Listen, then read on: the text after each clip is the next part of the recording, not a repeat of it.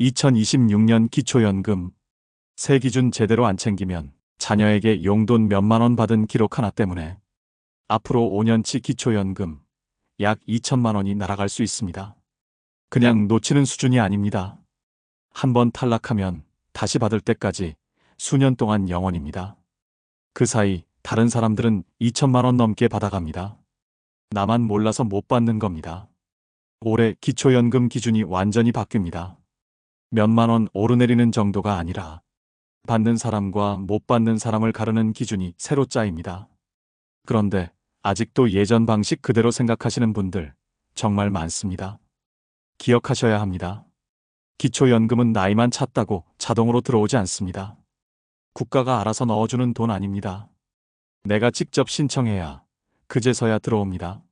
신청 안 하면 자격이 있어도 평생 단 1원도 못 받습니다.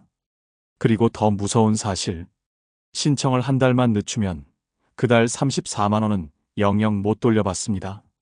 몰랐으니 소급해달라. 국가는 절대 그렇게 해주지 않습니다. 한 달 34만 원, 1년이면 400만 원 넘게 그냥 증발합니다. 다른 분들은 다 받아가는데 나만 몰라서 서류 한 장 늦게 내서 5년 2천만 원을 날린다? 이게 얼마나 억울한 일입니까? 그래서 중간에 끊으시면 안 됩니다. 지금 제가 여러분 돈이 어디에서 새고 있는지 정확히 짚어드리겠습니다. 그리고 혹시 또 기준이 바뀌면 놓치지 않도록 구독만 눌러두세요. 가장 빠르게 정리해서 알려드리겠습니다. 기초연금 신청할 때 가장 많은 분들이 발목 잡히는 구간이 있습니다. 바로 증여재산입니다. 이런 생각 한 번쯤 해보신 적 있으실 겁니다. 이제 내 명의로 된 집도 없고 땅도 없으니까 기초연금은 당연히 받을 수 있겠지. 자녀한테 미리 집을 넘겼으니까 본인은 이제 재산이 없는 사람이라고 생각하시는 겁니다. 그러니까 국가에서 도와줄 거라고 믿으시는 거죠. 그런데 국가의 계산법은 그렇게 단순하지 않습니다. 여러분 생각보다 훨씬 꼼꼼하고 훨씬 냉정합니다. 정부는 여러분이 자녀한테 재산을 넘겼다고 해서 그 재산이 바로 사라졌다고 보지 않습니다. 내 손을 떠난 재산이라고 해도 일정 기간 동안은 여전히 여러분 재산으로 계산합니다. 이걸 공식 용어로 기타 증여 재산이라고 부릅니다. 쉽게 말씀드리면 이렇습니다. 집 명의는 자녀한테 넘어갔는데 서류상으로는 그 집이 아직도 여러분 재산 목록에 남아있는 겁니다. 그래서 소득인 정액을 계산할 때 그 금액이 그대로 들어갑니다. 예를 들어보겠습니다. 여러분이 5억 원짜리 아파트를 자녀한테 증여했다고 해볼게요. 여러분 입장에서는 이제 내 집 아니니까 나는 재산 없는 사람이다라고 생각하실 겁니다. 그런데 보건복지부 기준으로 보면 다릅니다. 그 5억 원은 한 번에 사라지지 않습니다. 매달 일정 금액씩 아주 천천히 줄어듭니다. 이걸 자연적 소비금액 차감이라고 합니다. 그러니까 집은 이미 자녀 명의로 넘어갔는데 서류상으로는 여러분이 여전히 수억 원대 자산을 가진 사람으로 분류되는 겁니다. 결과가 어떻게 되겠습니까? 기초연금 심사에서 탈락 통보를 받게 됩니다. 좋은 마음으로 자녀한테 물려준 집 한 채가 오히려 본인 연금줄을 끊어버리는 상황이 벌어지는 겁니다. 그리고 이 증여재산은 한번 등록되면 여러분 마음대로 지울 수가 없습니다. 증여한 재산은 증여일로부터 소득 환산율이 적용되어서 계산됩니다. 매달 지역별 최저 생계비만큼만 재산에서 빠져나갑니다. 그러니까 수억 원대 집을 증여하셨다면 최소 5년에서 10년 이상은 여러분 재산 목록의 꼬리표처럼 따라다니면서 기초연금 받는 걸 방해할 수 있습니다. 5년이면 얼마입니까? 기초연금 한 달에 34만 원 받는다고 치면 5년이면 약 2천만 원입니다. 집 한 채 넘겨준 것 때문에 2천만 원을 못 받게 되는 겁니다. 이게 실제로 일어나고 있는 일입니다. 그런데 여기서 끝이 아닙니다. 집을 안 줬다고 안심하실 때가 아닙니다. 지금 이 순간에도 여러분 통장에 찍혀있는 숫자들, 여러분이 타고 다니시는 차 한 대, 이런 것들이 모여서 여러분 앞에 보이지 않는 벽 하나를 만들고 있습니다. 이 벽이 뭔지 바로 이어서 말씀드리겠습니다. 방금 말씀드린 그 벽, 정체가 뭐냐면요. 바로 소득인 정액입니다. 많은 분들이 이렇게 생각하십니다. 소득이라고 하면 매달 통장에 들어오는 월급이나 연금, 그거 아닌가요? 그런데 나라에서 계산하는 방식은 그것보다 훨씬 복잡합니다. 여러분이 살고 계신 집값, 통장에 들어있는 예금, 심지어 타고 다니시는 자동차까지 전부 월 소득으로 환산해서 더합니다. 그렇게 해서 나온 최종 합계가 나라에서 정한 기준선을 넘으면, 단돈 10원이라도 넘으면 가차없이 탈락입니다. 이 기준선을 선정기준액이라고 부릅니다. 2026년에는 이 기준이 어떻게 되느냐? 2025년보다 약 7% 정도 올라갈 것으로 보입니다. 단독 가구는 약 244만 원, 부부 가구는 약 390만 원 내외에서 결정될 전망입니다. 이 숫자는 연도에 따라 변경될 수 있으니까 신청하실 때 다시 한번 확인하셔야 합니다. 그런데 여기서 방심하시면 안 됩니다. 내 국민연금이 한 달에 100만 원인데 기준이 244만 원이니까 널널하네. 이렇게 생각하셨다가 큰 코 다치십니다. 왜냐하면 여러분이 깔고 앉아 계신 집값, 통장에 넣어두신 돈, 이런 것들이 소득으로 환산되어서 더해지기 때문입니다. 그러면 그 244만 원이라는 벽이 순식간에 코앞까지 다가옵니다. 그런데 다행히 이 벽에도 통로가 하나 있습니다. 특히 지금도 일을 하고 계신 어르신들이라면 꼭 아셔야 하는 내용입니다. 근로소득 공제라는 게 있습니다. 2026년 기준으로 116만 원까지는 번 돈에서 먼저 빼줍니다. 예를 들어서 설명드리겠습니다. 여러분이 한 달에 200만 원을 벌고 계시다고 해볼게요. 이 200만 원 전부를 소득으로 보지 않습니다. 먼저 116만 원을 빼고 남은 84만 원의 70%만 소득으로 계산합니다. 그러니까 일을 한다고 해서 무조건 연금이 끊기는 게 아닙니다. 이 116만 원이라는 공제를 어떻게 활용하느냐에 따라서 연금을 받을 수 있느냐 없느냐가 완전히 갈립니다. 그런데 여기서 또 하나 넘어야 할 벽이 있습니다. 재산을 소득으로 바꿔서 계산하는 환산율입니다. 이게 연 4%입니다. 무슨 말이냐면요. 여러분이 은행에 현금 1억 원을 넣어두고 계시다고 해볼게요. 나라에서는 이 돈을 그냥 잠자고 있는 예금으로 보지 않습니다. 연 4%를 적용해서 매달 34만 원의 소득을 올리고 있는 사람으로 계산합니다.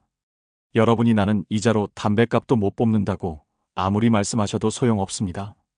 나라의 계산기에는 여러분이 이미 그만큼의 돈을 벌고 있는 것으로 찍힙니다. 이 환산율을 미리 계산해 넣지 않으시면 다 잡았다고 생각한 연금을 코앞에서 놓치실 수 있습니다. 정리하면 이렇습니다. 근로소득은 116만 원까지 먼저 빼주는 공제 혜택이 있습니다. 부동산이나 금융자산은 연 4%로 소득에 합산됩니다. 특히 2026년부터는 저소득층 어르신을 대상으로 기초연금이 최대 40만 원까지 단계적으로 인상될 예정입니다. 그러니까 이 기준을 넘느냐 못 넘느냐에 따라서 매달 통장에 찍히는 금액이 확 달라집니다. 그런데 여기서 끝이 아닙니다. 사실 이 숫자보다 더 무서운 게 있습니다. 여러분 귀에 들어오는 잘못된 소문들입니다. 자식이 잘 살면 부모는 못 받는다더라. 국민연금 받으면 기초연금은 한 푼도 안 나온다더라. 이런 말들 때문에 신청서조차 안 내시는 분들이 정말 많습니다. 지금부터 그 오해들 하나씩 깨드리겠습니다. 첫 번째 오해입니다. 자식이 잘 살면 나는 무조건 탈락이다. 이렇게 알고 계신 분들 많습니다. 자녀가 대기업 다니고 좋은 집에 살면 부모는 당연히 안 된다고 생각하시는 겁니다. 예전에는 그랬습니다. 부양의무자 기준이라는 게 있어서 자녀 소득이 높으면 부모가 탈락하는 경우가 있었습니다. 그런데 지금은 다릅니다. 기초연금은 오직 본인과 배우자의 소득, 재산만 봅니다. 자녀가 재벌이어도 상관없습니다. 자녀가 매달 수백만 원씩 생활비를 보내주는 게 서류상으로 잡히지 않는 한 자녀 재산 때문에 여러분 연금이 끊기는 일은 없습니다. 그러니까 자식 눈치 보면서 신청을 포기하실 필요가 없습니다. 두 번째 오해입니다. 국민연금 받고 있으면 기초연금은 아예 신청도 못한다. 이게 가장 억울한 오해입니다. 국민연금을 오래 부었다는 이유로 기초연금은 아예 안 될 거라고 생각하시고 신청 자체를 안 하시는 분들이 정말 많습니다. 물론 국민연금 금액에 따라서 기초연금이 조금 깎이는 제도가 있긴 합니다. 이걸 연계감액이라고 부릅니다. 그런데 깎이더라도 신청해서 받는 게 무조건 이득입니다. 10만 원이라도 더 받을 수 있는데 어차피 안 줄 거야 라고 미리 포기하시면 그건 내 주머니에 들어올 돈을 그냥 버리시는 겁니다. 세 번째 오해입니다. 집 한 채만 있어도 무조건 탈락이다. 내가 사는 집이 공시가격으로 5억인데 내가 무슨 연금을 받아? 이렇게 말씀하시는 분들 계십니다. 그런데 나라에서는 여러분이 살고 계신 집을 계산할 때 기본재산공제라는 걸 적용합니다. 대도시에 사시면 집값에서 1억 3,500만 원을 먼저 빼고 계산합니다. 이 금액은 지역에 따라 다르고 연도에 따라 변경될 수 있으니 신청하실 때 확인하셔야 합니다. 중요한 건 이겁니다. 집값이 어느 정도 있어도 다른 소득이나 금융자산이 적으면 충분히 받으실 수 있습니다. 집은 매달 돈을 찍어내는 기계가 아니라 여러분이 몸 붙이고 사시는 곳이라는 걸 국가도 인정해주는 겁니다. 네 번째 오해입니다.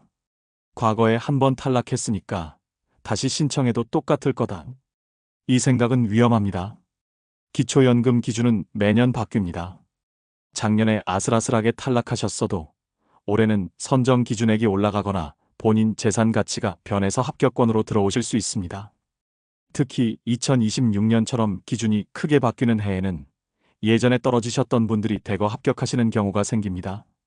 한 번 떨어졌다고 영원히 못 받는 게 아닙니다. 기준이 바뀔 때마다 다시 확인하시고 재도전하셔야 합니다. 다섯 번째 오해입니다. 소득이 전혀 없으면 무조건 최대 금액 나온다. 나는 일도 안 하고 통장에 돈도 없는데 왜 연금이 34만 원 다 안 나오고 깎여서 나오지? 이렇게 물어보시는 분들 계십니다. 앞에서 말씀드린 소득인정액 기억하시죠? 매달 들어오는 현금 소득은 없어도 본인이 가지고 계신 부동산이나 자동차를 소득으로 환산한 값이 일정 수준을 넘으면 연금이 깎일 수 있습니다. 무소득과 무재산은 다른 겁니다. 소득이 없다고 해서 재산까지 없는 게 아니니까 이 부분을 꼭 구분해서 아셔야 합니다. 지금까지 말씀드린 내용 정리하면 이렇습니다. 자녀 재산은 여러분 기초연금과 상관없습니다. 국민연금 받으시는 분도 기초연금 같이 받으실 수 있습니다. 살고 계신 집은 지역별로 큰 금액을 공제받습니다. 한 번 탈락하셨어도 매년 기준이 바뀌니까 재신청 가능합니다. 연금 금액은 소득 유무가 아니라 전체 재산 상태에 따라 결정됩니다. 주변에서 들은 소문 때문에 신청조차 안 하시는 것. 이게 여러분 노후를 망치는 가장 큰 실수입니다. 그런데 여기서 끝이 아닙니다. 이런 오해 다 풀고 나서 그래, 나도 해당되겠네 하고 신청하러 가셨는데 엉뚱한 데서 발목 잡히시는 분들이 있습니다. 설마 나한테 그런 일이 생기겠어? 하고 방심하셨다가 피 같은 연금을 날려버리신 분들 이야기 지금부터 말씀드리겠습니다. 첫 번째는 며칠 늦장 부렸다가 34만 원 날린 사례입니다. 부산에 사시는 한영숙 어르신 이야기입니다. 65세 생일이 다가오는데 뭐 급한 거 아니니까 생일 지나고 한가할 때 가지 하고 미루셨습니다. 생일 지나고 며칠 뒤에 주민센터를 찾으셨습니다. 그런데 담당자가 이렇게 말했습니다. 어르신, 기초연금은 만 65세 생일이 속한 달에 한 개월 전부터 신청하실 수 있는데요. 생일이 지나고 오셨으니까 지난달치 연금은 드릴 수가 없습니다. 며칠 늦었다는 이유로 첫 달 연금 34만 원이 그냥 날아갔습니다. 이 돈은 나중에 아무리 사정해도 돌려받을 수 없습니다. 국가도 안 해줍니다. 두 번째는 자녀 효도가 오히려 독이 된 사례입니다. 아들이 효도한다고 본인 명의 체크카드를 부모님께 드렸습니다. 이 카드로 생활비 쓰세요 하고 드린 겁니다. 어르신 입장에서는 본인 통장에 돈이 들어오는 게 아니니까 상관없을 거라고 생각하셨습니다. 그런데 나중에 기초연금 심사 과정에서 이 카드 사용 내역이 문제가 됐습니다. 증여로 볼 수도 있고 소득으로 잡힐 수도 있다는 겁니다. 연금이 깎이거나 탈락할 위기에 처하셨습니다. 자녀가 좋은 마음으로 해드린 일이 오히려 부모님 연금을 위협하는 상황이 된 겁니다. 세 번째는 법이 바뀐 줄 모르고 5년간 2천만 원 날린 사례입니다. 공무원이었던 남편과 사별하신 최순옥 어르신 이야기입니다. 남편이 공무원 연금을 받던 분이셨으니까 본인도 평생 기초연금은 못 받는 줄 알고 계셨습니다. 그래서 신청 자체를 안 하셨습니다. 그런데 법이 바뀌었습니다.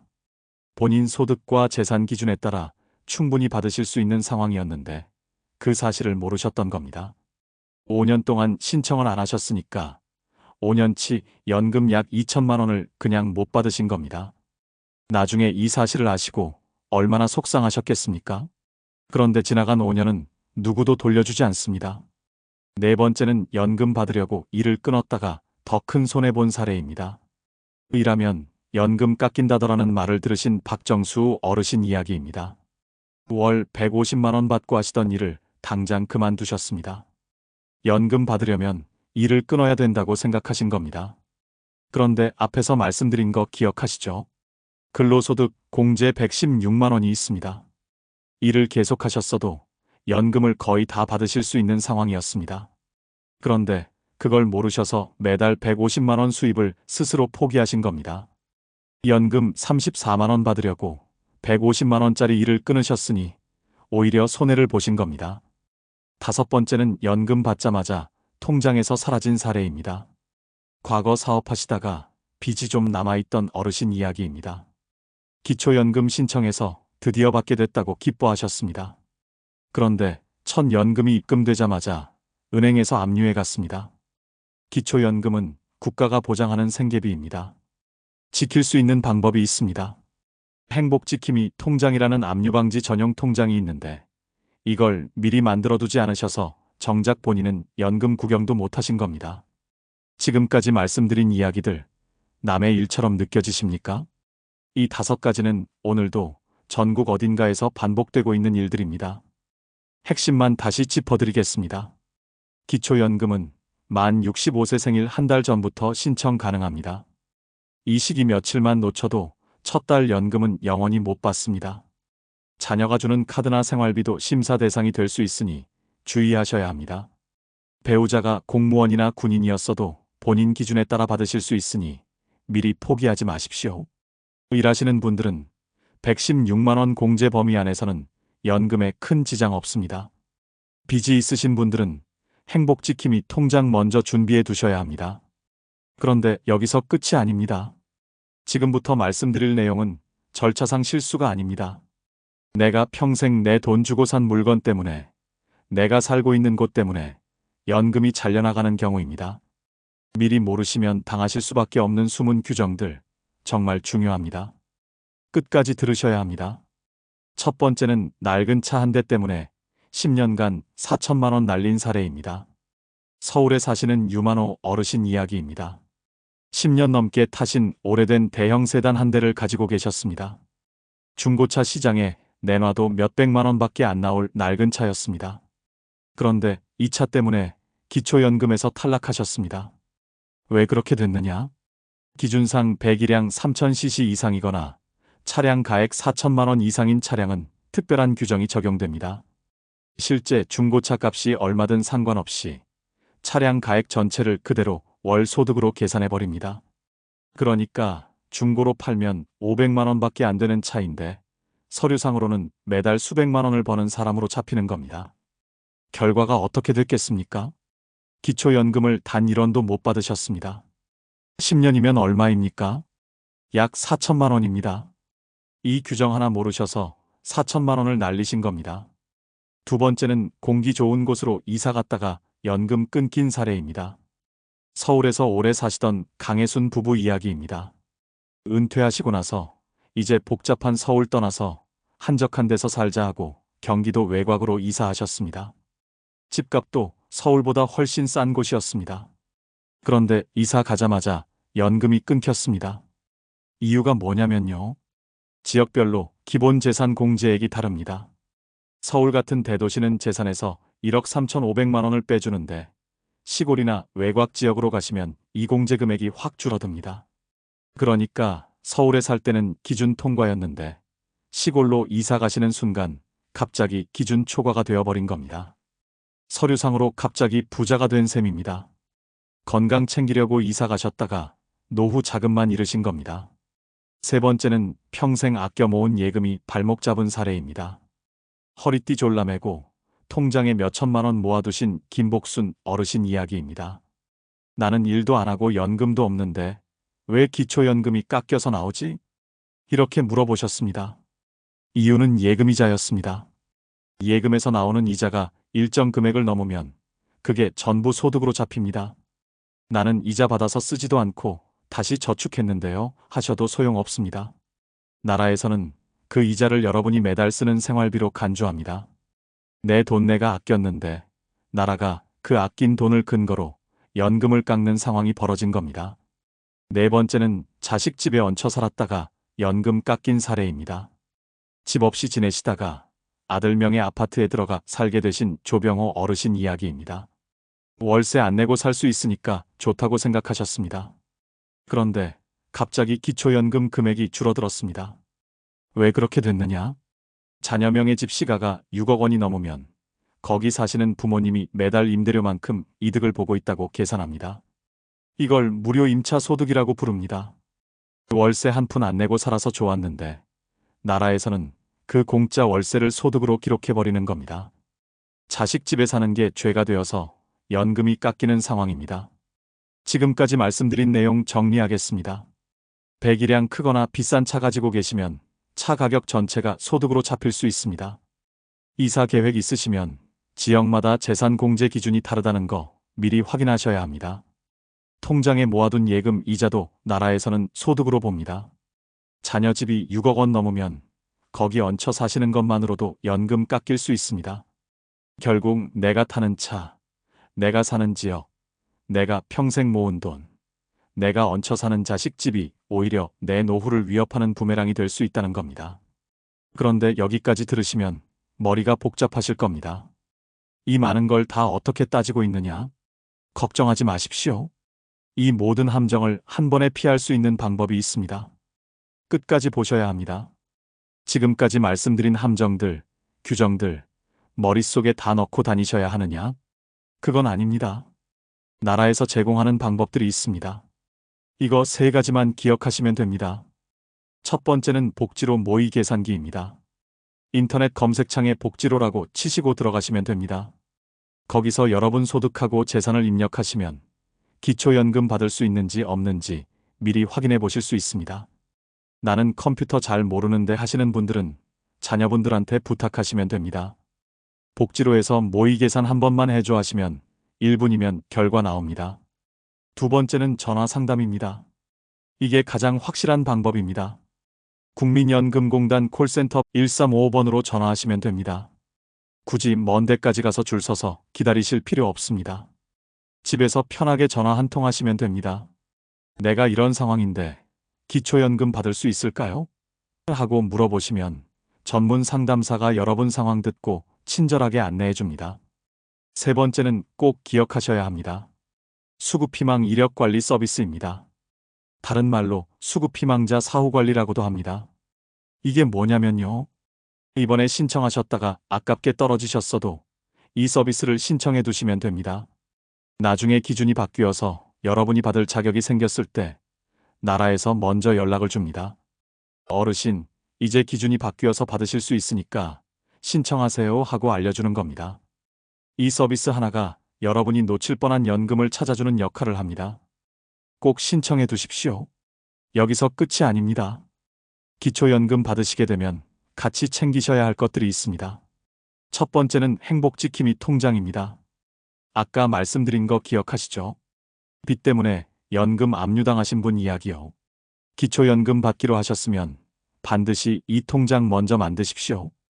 이 통장으로 연금 받으시면 그 어떤 빚쟁이도 그 어떤 은행도 이 돈을 건드릴 수 없습니다. 국가가 법으로 지켜주는 통장입니다.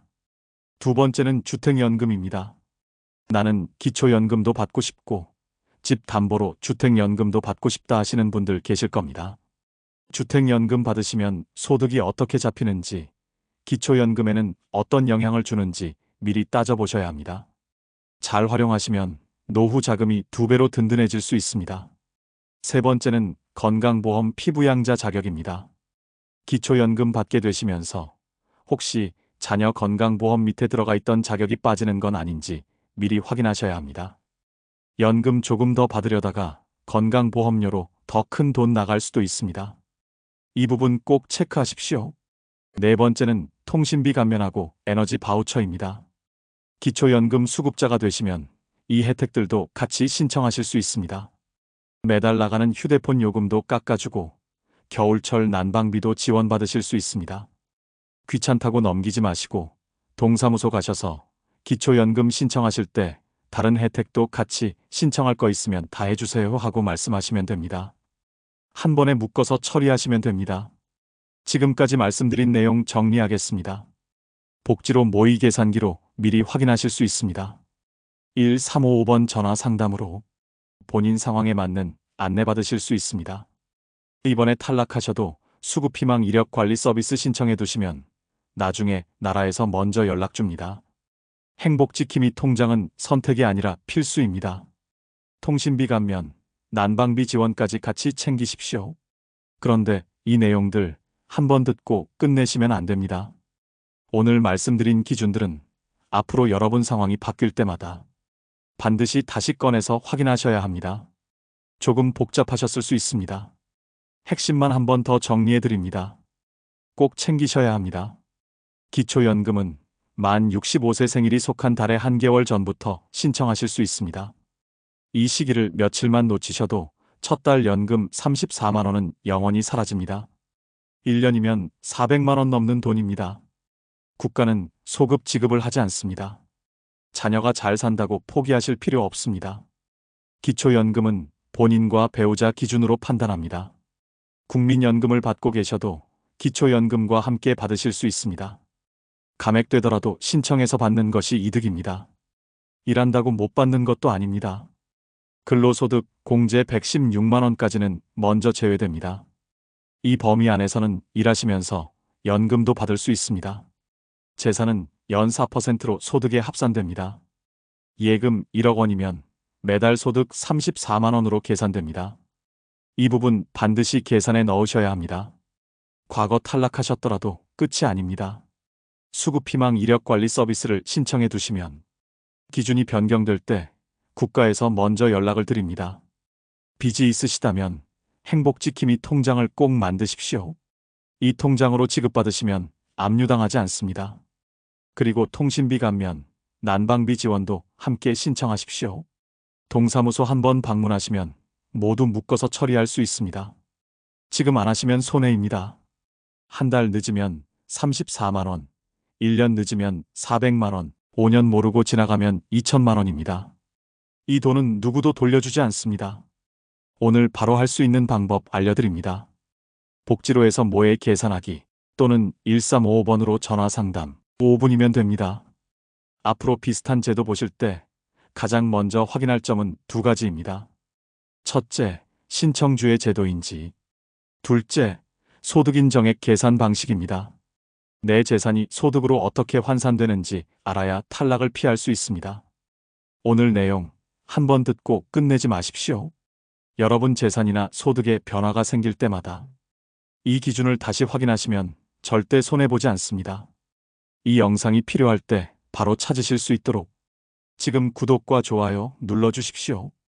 기준이 바뀔 때마다 가장 빠르고 정확하게 안내드리겠습니다. 그리고 댓글로 알려주시면 더 좋습니다. 내용 이해되셨다면 1번, 헷갈리는 부분이 있다면 2번, 더 쉬운 설명이 필요하시면 3번. 댓글에 남겨주십시오.